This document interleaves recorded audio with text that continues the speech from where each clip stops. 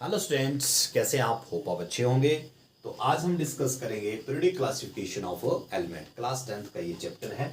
तो इस चैप्टर में हम डिस्कस करेंगे कि जितने भी हमारे पास आज तक जो एलिमेंट्स हैं उनको हमने किस बेसिस के ऊपर जो वो क्लासीफाई किया है, उनको कैसे हमने उनको अरेंजमेंट की है। जो एक क्योस है, जो एक व्यवस्था अव्यवस्था थी, उसको हमने किस तरह से उनकी एक अरेंजमेंट जो वो की है। तो यहाँ पे आप देखेंगे कि आज की डेट तक टिल नाउ आपको पता है कि अबाउट 118 एलिमेंट्स जो वो हमें नोन है, और उसमें से 94 ऐसे एलिमेंट्स हैं जो नेचुरल अक्रिंग है, जो नेचुरल रूप से हमें मिले हैं, प्राकृतिक रूप से जो हमें मिले हैं। 94 एलिमेंट्स ऐसे हैं।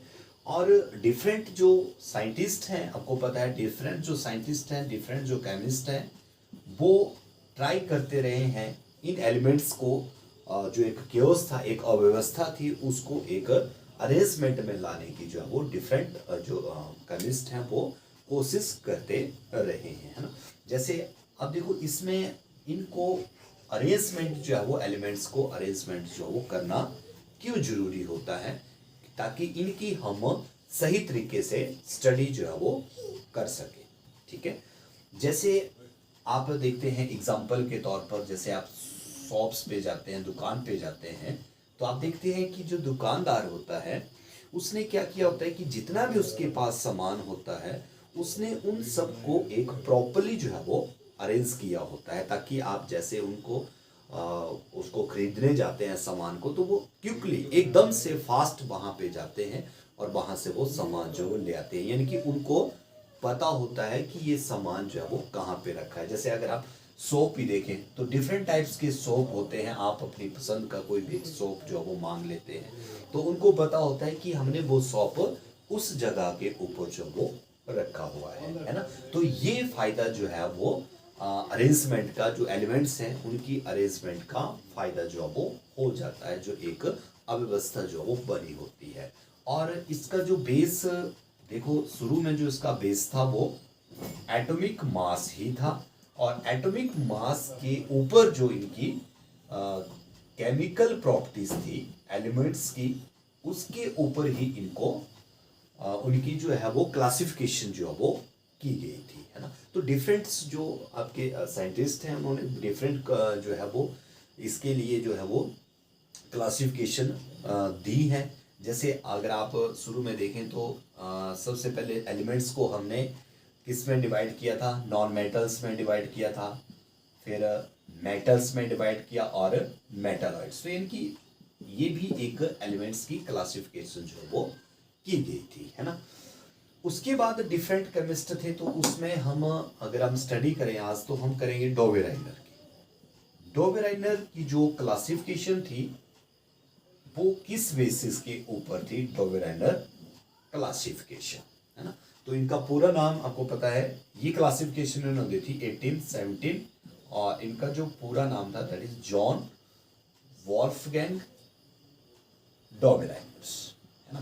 तो इन्होंने ये क्लासिफिकेशन दी थी, और मैंने बता दिया आपको इसका जो बेस था, क्लासिफिकेशन का जो बेस था that is atomic mass and their properties. Atomic mass के आधार के ऊपर जो एलिमेंट्स की प्रॉपर्टीज बनती थी, वो ही क्लासिफिकेशन का जो है वो बेसिस जो इन्होंने बनाया।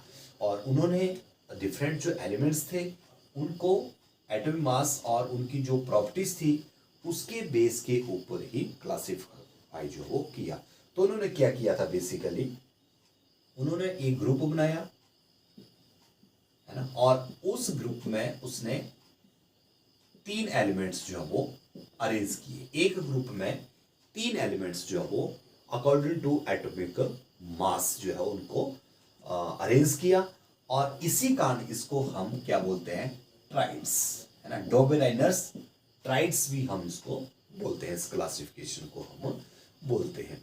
अब एटॉमिक मास बेस था, लेकिन जो मेन इसमें जो फार्मूला उन्होंने क्या लगाया, क्या बेस लगाया उन्होंने क्लासिफिकेशन का, जैसे एग्जांपल्स के साथ करते हैं हम।